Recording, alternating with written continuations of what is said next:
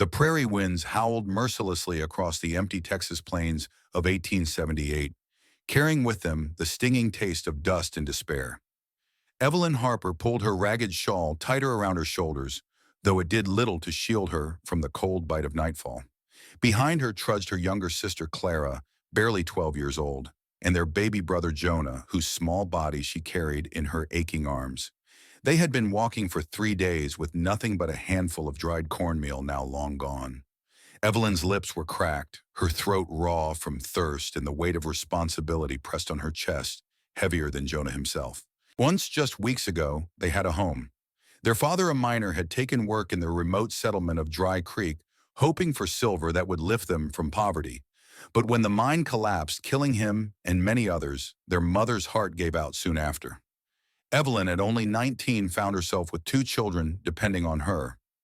She had buried her parents with her bare hands in the rocky soil, then set out on foot chasing rumors of work at a ranch far east. But the land was vast, unforgiving, and kindness was scarce. The prairie sky stretched endless above them, the last light bleeding crimson across the horizon. Clara stumbled, falling to her knees, her small hands trembling, as she whispered, "Evie, I can't." Evelyn forced herself to be strong, swallowing her own despair. "Just a little farther, Clara," she murmured, though she no longer believed the words. Her arms ached from holding Jonah, whose feverish head lolled against her shoulder. She feared that if they didn't find shelter soon, she would lose him before morning. A sound cut through the silence, the low rhythmic thunder of hooves. Evelyn froze, pulling Clara close and clutching Jonah tighter. Fear surged. Riders on the open plain could mean help, but more often they meant danger, especially for a young woman alone with children. She forced herself upright, her body trembling, but her chin high, determined to face whatever came. Dust rose on the horizon, and out of it emerged a single rider atop a dark bay stallion. He slowed as he spotted them. Evelyn's breath caught at the sight of him, a tall figure broad-shouldered, his long duster coat snapping in the wind, the brim of his hat shadowing a face hardened by sun and struggle. Yet when he drew closer, she glimpsed his eyes, strikingly clear like storm clouds before lightning, both sharp and strangely gentle. He reined in the horse a few feet away. Evening Miss's voice carried deep and steady touch with the drawl of the frontier. His gaze swept over the siblings, lingering on Jonah's limp form. "Looks like you could use help." Evelyn's pride reared against the wave of relief that nearly broke her. "We're managing," she said, her voice hoarse, unconvincing, even to her own ears. The stranger dismounted in one fluid motion, moving with the controlled strength of a man accustomed to danger. "Name's Colton Graves," he said, tipping his hat. "I run Ironwood Ranch 10 miles east. And forgive me, miss, but you don't look like you're managing at all." Before Evelyn could reply, Jonah whimpered weakly, his tiny body shuddering.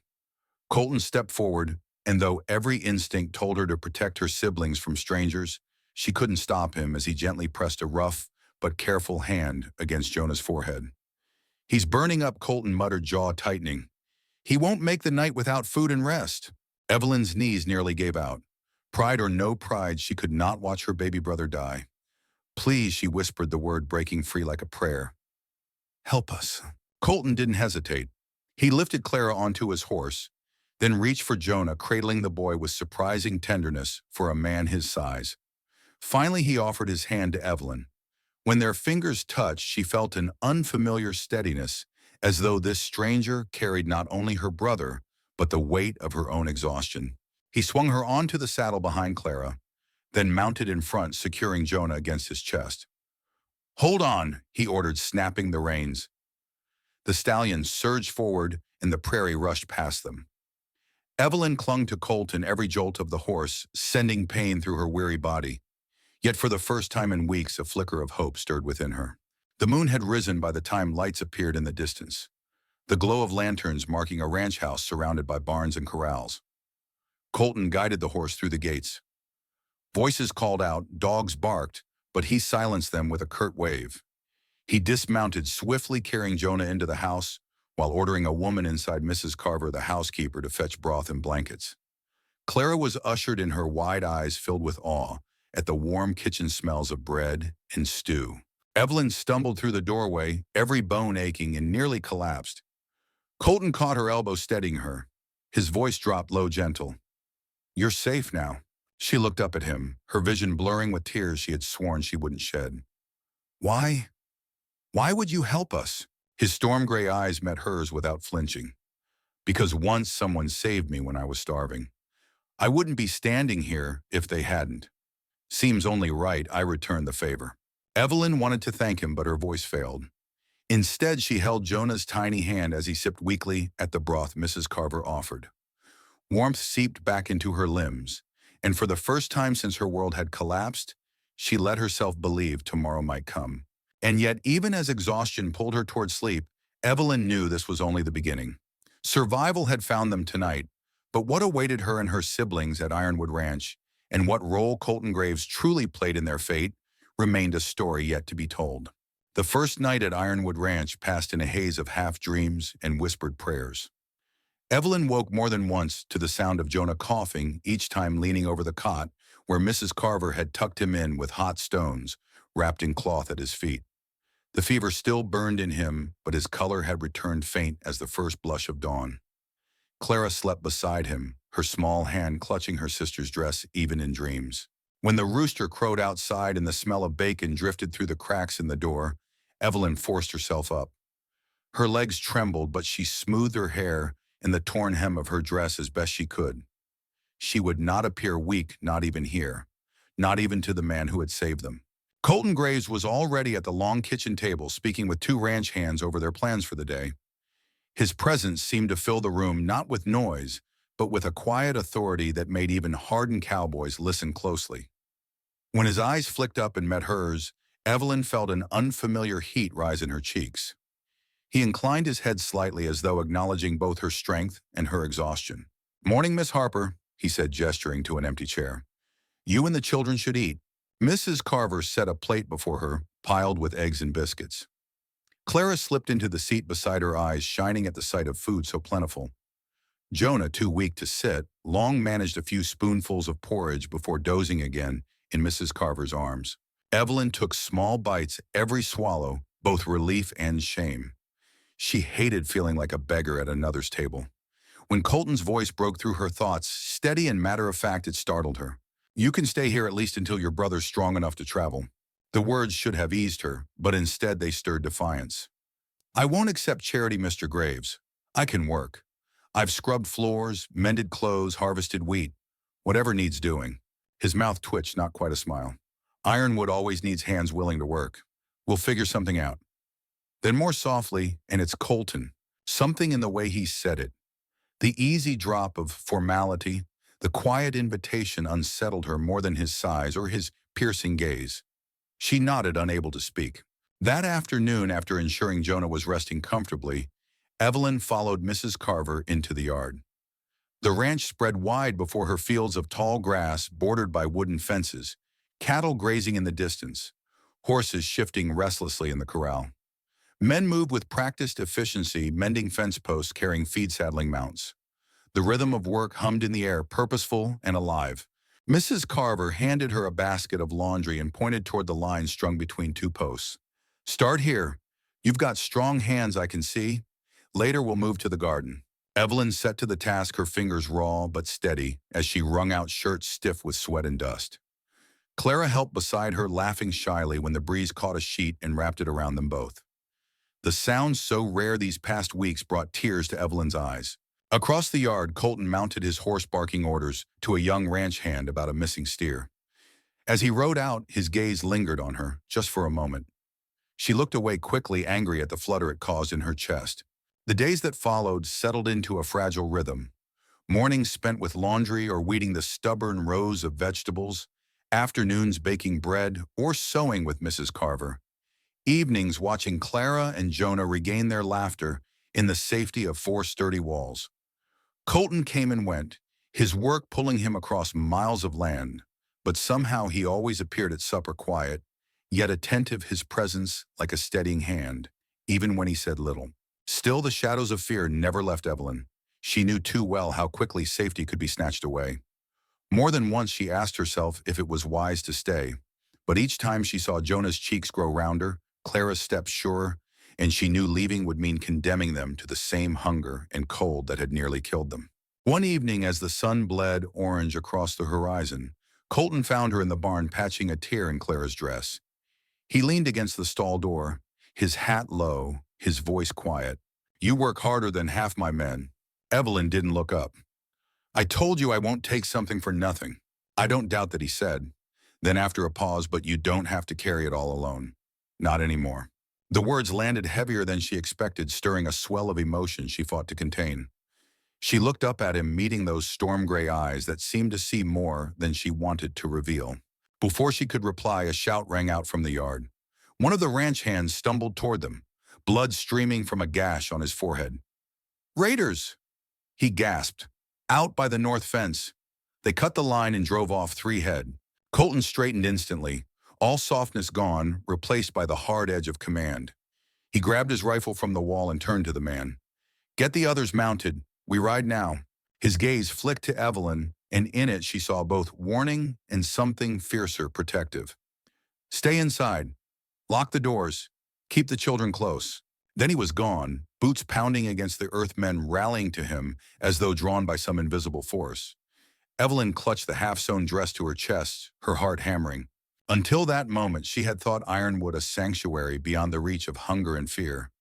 But as the echo of hooves thundered into the darkening night, she understood the truth. This place was not free of danger. It was carved from it, held together only by the strength of the man who had taken them in.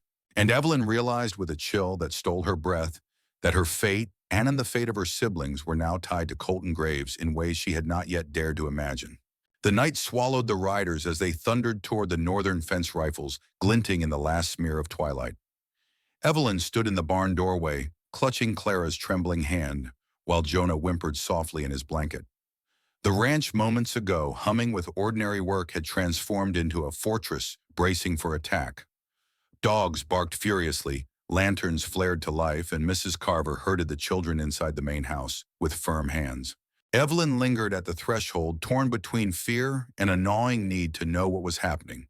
She could still see Colton's silhouette astride his horse, at the head of the men posture, straight every inch the commander. When he turned once to shout an order, his voice carried sharp as a whip hold the line. "No one breaks rank." Then he was gone, swallowed by the dark horizon. Inside the house, Mrs. Carver bolted the door and drew the curtains. The old woman's face was calm, but her hands shook slightly as she lit another lamp. Clara clung to Evelyn's arm, eyes wide. "Evie, are they going to kill him?" "No," Evelyn said, though her voice cracked. "He knows how to fight. We're safe here." She said it for the children, but in her own chest the words rang hollow. The minutes dragged like hours. Outside, the distant cracks of gunfire broke the silence, each one making Clara flinch. Jonah stirred fitfully in his sleep, fever-slick forehead glistening in the lamplight. Evelyn pressed her lips to his hair, praying to a god she wasn't sure was listening. Then hooves, pounding hard, growing louder. She rushed to the window despite Mrs. Carver's protest and pulled the curtain back just enough to see. Riders approached, shapes dark against the moonlit grass. Her heart seized until she recognized the lead horse. Colton. The door flew open seconds later. He strode in, hat gone, hair damp with sweat, rifle slung across his back. A shallow cut streaked crimson across his temple, but his stride was steady, commanding. "They've scattered," he announced.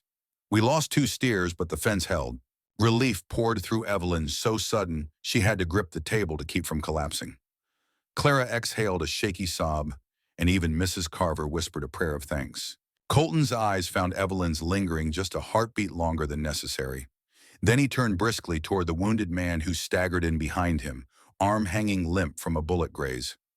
Evelyn moved instinctively, pulling water and clean cloth from the cupboard. "I can help," she said, kneeling beside the man. Her hands were quick, practiced from years of tending to her siblings' scrapes and illnesses. She cleaned the wound-pressed cloth to staunch the bleeding, then bound it tight. The ranch hand hissed but managed a grateful nod. When she looked up, Colton was watching her storm-gray eyes softened by something she couldn't quite name. Respect. Maybe even admiration. "You've got a healer's touch," he murmured. Evelyn shook her head. "Only what necessity taught me. Out there, if you don't learn fast, people die." His gaze held hers, steady and unflinching. "Then you've learned well." The ranch settled slowly back into uneasy quiet. The men dispersed, some to stand guard, others to the bunkhouse.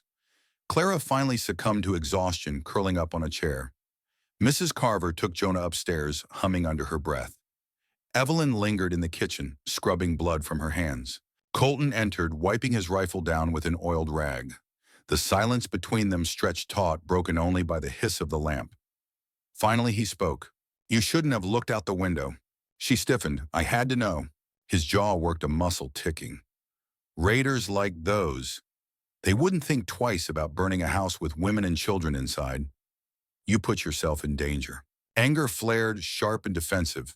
And what was I supposed to do? Sit quietly, pretend not to hear gunfire while wondering if the man who saved my family was lying dead in a field? Colton's eyes darkened.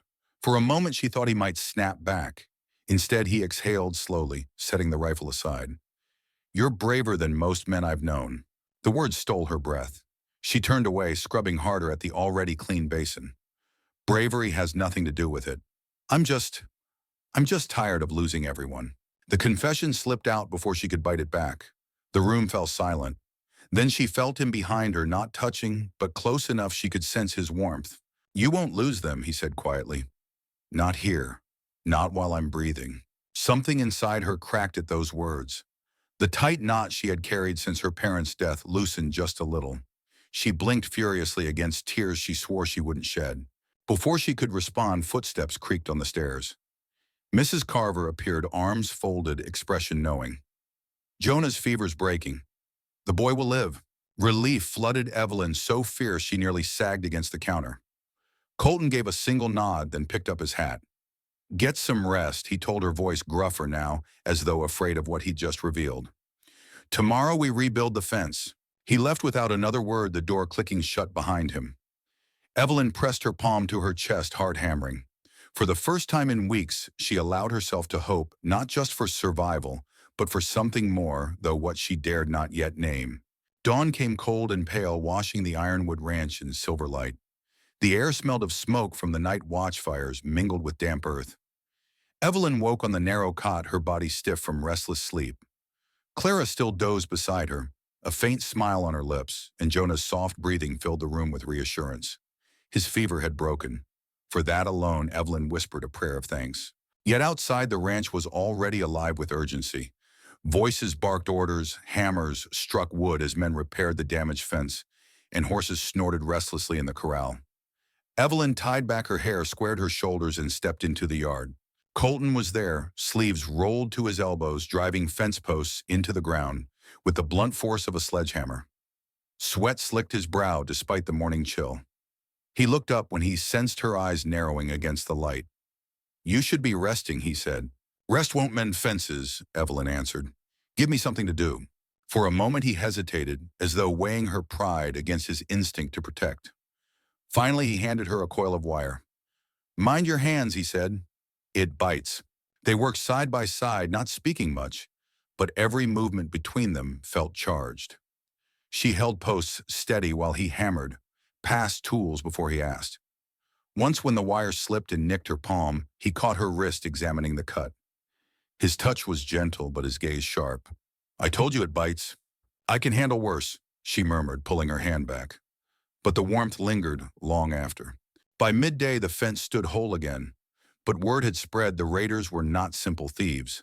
They belonged to a band led by Harrow, a ruthless drifter who had terrorized ranches across the county. Rumor said he'd once worked as a ranch hand before turning outlaw, and now he gathered desperate men under his banner, feeding on fear. "He'll be back," one of the hands muttered grimly. "Harrow never takes just once." That night the unease seeped into the ranch like a chill draft. Lanterns burned later than usual, and rifles leaned against every doorway. Evelyn sat by the hearth sewing quietly while Clara read aloud from a battered book Mrs. Carver had found. Jonah curled in her lap, finally laughing again at his sister's halting words. Colton entered late, his shoulders, heavy eyes shadowed. He nodded at the children before sinking into a chair across from Evelyn. Silence stretched between them, broken only by the crackle of the fire. "Harrow's gang could test us again within days," he said at last. "I need every man ready, but—" His eyes flicked to her. "You've got the children. You should think about leaving for town. It's safer there." The suggestion ignited something fierce in her chest. Leave after all you've done to keep this place standing. After my brother nearly died in your arms." Her voice rose raw with anger and fear.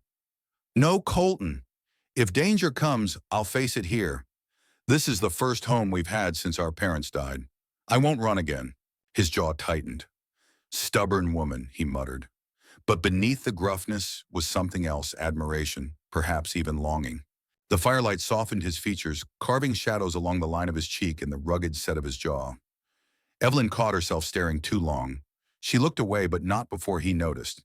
"You don't trust easily," he said quietly. "I respect that. But trust me now when I tell you I'll keep you safe." Her throat tightened. "And who keeps you safe, Colton?" The question hung heavy. For once the man who seemed unshakable faltered. His gaze dropped to the flames, and in them she saw something raw, a glimpse of the weight he carried. Later, when the children were asleep, she stepped outside for air. The sky stretched endless above stars scattered like spilled grain. Colton stood by the corral, one hand resting on his stallion's neck. He turned as she approached, and for a long moment neither spoke. "I was 14 when my folks died," he said suddenly. "Yellow fever took them both within a week. I near starved before an old rancher found me. He gave me food, work, a roof. Never asked for thanks. Just said one day I'd do the same for someone else. I guess that day came when I saw you on the trail." Evelyn's chest ached at the quiet confession. She stepped closer, the night air cool between them. "Then maybe fate brought us both to that place," she whispered. Their eyes met and the silence turned electric. She felt the pull between them, dangerous and undeniable. But before the moment could break, hoofbeats echoed in the distance. A rider raced toward the ranch, shouting breathlessly, "They've hit Carter's place." The man gasped as he dismounted, burned it down, drove off stock. "Harrow's heading this way." The ranch erupted into motion. Men ran for rifles, horses were saddled. Orders flew. Colton's face hardened into steel, but his hand brushed Evelyn's arm, briefly grounding her. "Stay with the children. No matter what you hear, you don't open that door." She wanted to argue, to demand he let her fight too, but the words stuck. Instead she nodded, though her heart hammered so hard she thought it might burst. As Colton mounted his horse and led his men into the night, Evelyn clutched Jonah close and drew Clara into her arms. She pressed her forehead to their hair, whispering fiercely, "We're not running. Not again. Whatever comes, we'll face it here." Outside, thunder rolled not from the sky, but from the hooves of men riding into danger. And Evelyn Harper, once a starving girl on a lonely trail, realized that love and fear had become inseparable, entwined in the figure of a cowboy who had made her believe in tomorrow again. The night smelled of smoke before the first flames appeared on the horizon. Evelyn pressed her ear to the wooden door of the main house. Every muscle taut as the distant cracks of rifles split the air. Clara clung to her skirts, eyes wide with terror, while Jonah whimpered in his sleep upstairs. Mrs. Carver stood stiffly by the window, one hand clutching a kitchen knife, though they both knew it would do little good if Harrow's men reached the house. Outside, the Ironwood Ranch had become a battlefield. Torches flickered across the fields, men shouting, horses screaming. Evelyn caught glimpses through the cracks in the shutters, Colton's riders clashing with the raiders in bursts of light and shadow. The sound of steel meeting steel carried across the yard, raw and brutal. A sharp crash rattled the back door. Clara screamed. Evelyn shoved her behind the heavy table, heart thundering. Mrs. Carver hissed, "They're trying the kitchen entrance." She tightened her grip on the knife.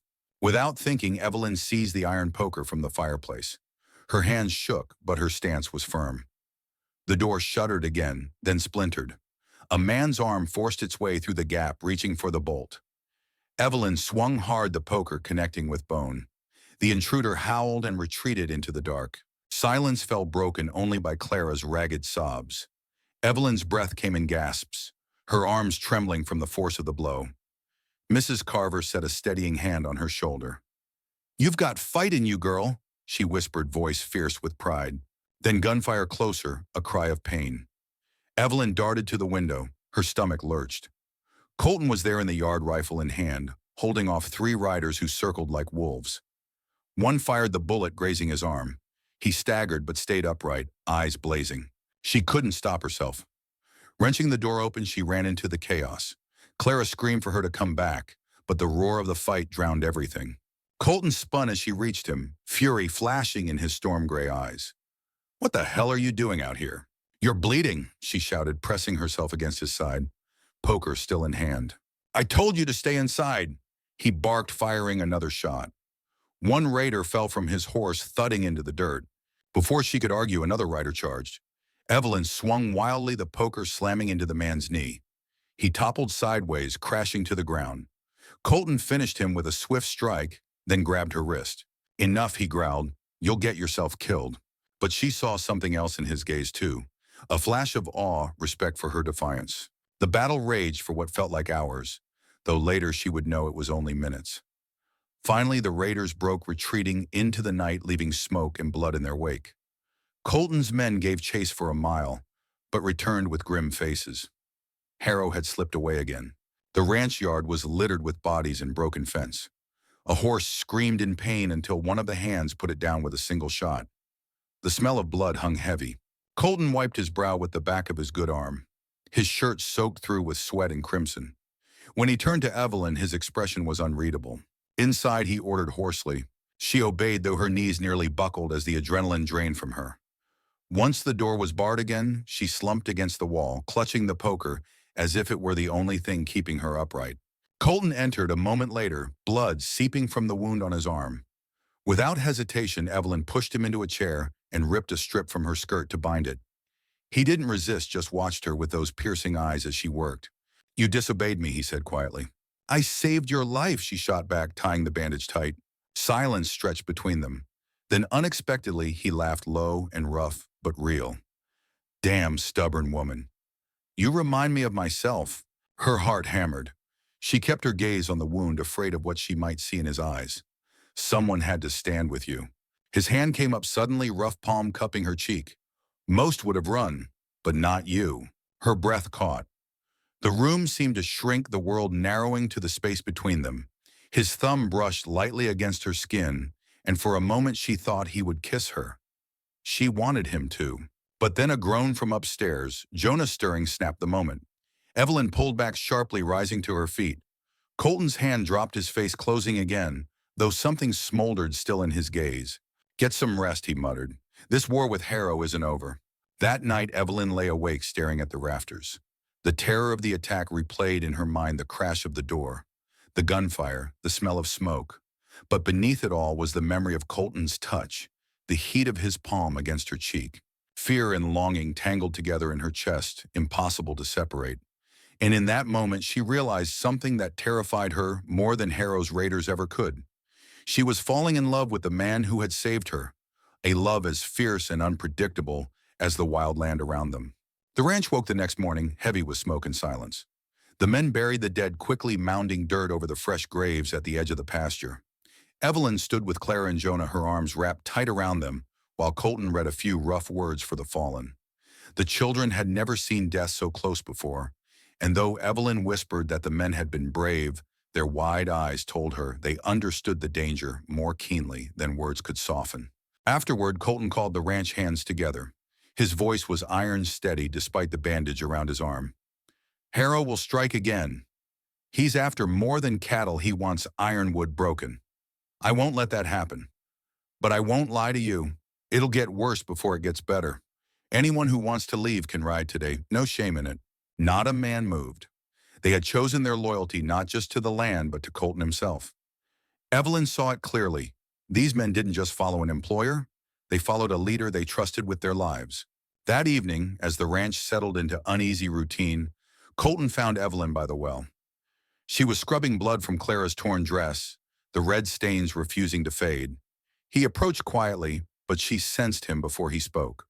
"You shouldn't be doing that," he said. She glanced up, eyes hard. "And what should I be doing, pretending last night never happened?" His jaw tightened. "No, but you can't carry all this weight." Her hands stilled in the water. "Colton, I've carried weight since I was 15. I buried my parents with these hands. I kept my brother and sister alive when the world didn't care if we starved. Don't tell me what I can't carry." For a long moment, he just looked at her, something fierce in his gaze. Then softer. "I know. Maybe that's why He stopped, cutting himself off. Why? What? She pressed, heart hammering. Before he could answer, hoofbeats shattered the night. A rider burst through the gates, horse lathered with sweat. "They've taken Miller's ranch," he shouted, "burned it to the ground." Miller's wife gone. Harrow left a message. Colton strode forward, every line of his body rigid. "What message?" The rider swallowed. "He said Ironwood is next, and he named you Graves." The words fell like stones. Men cursed under their breath. Evelyn's blood ran cold. Harrow wasn't just raiding, he was hunting Colton. That night no one slept. Rifles were checked and rechecked. Lamps trimmed low. Evelyn sat in the children's room stroking Jonah's hair as he slept while Clara whispered, "Evie, will he kill us?" "No," Evelyn said firmly, though fear gnawed at her. "We have Colton. He won't let anything happen." But when she stepped into the hallway later, she found him alone by the window, staring out at the moonlit fields. His shoulders seemed heavier than she'd ever seen. "Harrow's after me," he said without turning. "Not the ranch, me." "Why?" she asked. He was silent a long time before answering. "Years ago I rode with him. Before I built Ironwood, before I knew better. We stole, fought, burned. I left when I saw what he'd become. He swore he'd kill me for it. Now he's keeping his word." Evelyn's breath caught. You were one of them." His eyes met hers, storm gray and unflinching. "I was young, hungry, and stupid. But yes, that blood's on my hands. Harrow won't stop until either he's dead or I am." The truth cut deep. Evelyn wanted to deny it, to cling to the man who had saved her family. But the image of him riding with killers seared her mind. "And you kept this from me," she whispered. "Because it doesn't change what I am now," he said roughly. "But it changes what he'll do. You and the children, you're in danger because of me." Her chest tightened, torn between fury and fear. "So what, Colton? You want me to take Clara and Jonah and walk back into the wilderness? You think that's safer?" His voice broke low, raw. "I'd rather lose you than bury you." The silence that followed was sharper than any blade. Evelyn turned from him, tears burning her eyes. "Don't you dare decide my life for me," she whispered. The next day Harrow struck. They came at dawn, smoke curling over the eastern hills, as riders thundered down like a storm. Shots rang out, men shouting, cattle scattering in terror. Evelyn shoved Clara and Jonah beneath the cellar steps, heart pounding. Mrs. Carver pressed a pistol into her hand. "Use it if you must." Outside, the battle raged. Colton's voice roared commands, rifle cracking. But the raiders were many, and this time Harrow himself rode at their head, a gaunt figure with wild eyes and a scar slashing across his cheek. Evelyn couldn't stay hidden. She burst from the cellar, pistol in hand, just as a raider broke through the line and charged the house. She fired once, wild missing, and he turned his gun on her. Colton's shot dropped him before the trigger pulled. He was suddenly there, grabbing her arm, shoving her behind him. "Damn it, Evelyn," he snarled. "Do you want to die?" But before she could answer, Harrow's voice cut through the chaos. "Graves." Colton froze. Across the yard, Harrow sat tall and the saddle rifle leveled. "Time to finish what we started." The world narrowed to that moment. Colton stepping forward, Evelyn's scream caught in her throat. Harrow's finger tightening on the trigger. A shot rang out. Someone fell. Dust billowed, screams rose, and Evelyn realized with horror that the end of this battle would decide not just the ranch, but her future, her family, and the man who had become her heart. Dust hung heavy in the morning light, turning every breath into fire. Evelyn's ears rang from the crack of rifles, but her eyes locked on the two figures in the yard. Colton, chest-heaving, rifle raised, and Luke Harrow, scar-faced and grinning, like death itself. Time slowed.